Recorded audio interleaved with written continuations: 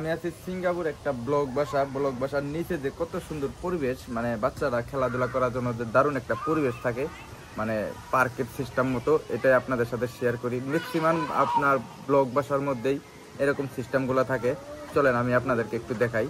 সিঙ্গাপুরে ব্লক বাসার মানে চতুর সাইডে যে আপনার বিল্ডিং এর মাঝখানে যে এত সুন্দর একটা পরিবেশ, সত্যি অসাধারণ। দেখেন চতুর্পাশেই কিন্তু আপনার ব্লক বাসা, বড় বড় বিল্ডিং, আর এটার মাঝখানে সুন্দর একটা পার্ক সিস্টেম। আমার কাছে খুবই ভালো লাগছে এটা। আমি এরকম আরো একবার আপনাদের সাথে শেয়ার করছিলাম।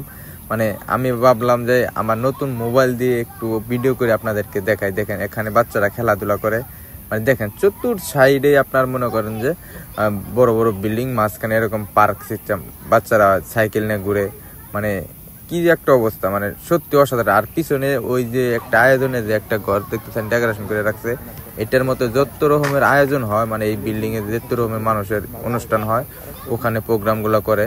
মানে এই জায়গায় আসলে ছোটখাটো একটা পার্ক সিস্টেমের মতোই। আর এই জায়গায় দেখেন, মানে এই জায়গায় যারা গান বাজনা বা যে কোনো একটা অনুষ্ঠান করলে ওই জায়গায় যায় অনুষ্ঠান করে। আর এই ফ্লোরের মধ্যে অনেক মানুষ বসে বসে ওই অনুষ্ঠানগুলা দেখে। মাঝে মাঝে আমি রাত্রে এসে একটু বেড়াই বা দেয়। আর এই জায়গাটা মানে ফ্লোরের সাথে যে বাতিগুলা লাল সাদা কালা, এগুলো হলো আপনার মনে করেন লাইট। রাত্রের বেলা এতটাই সুন্দর লাগে এই জায়গাটা, মানে খুবই চমৎকার লাগে এই জায়গাটা। মানে ব্লক বাসার যে মাঝখানে যে পরিবেশগুলা, এগুলা অসাধারণ।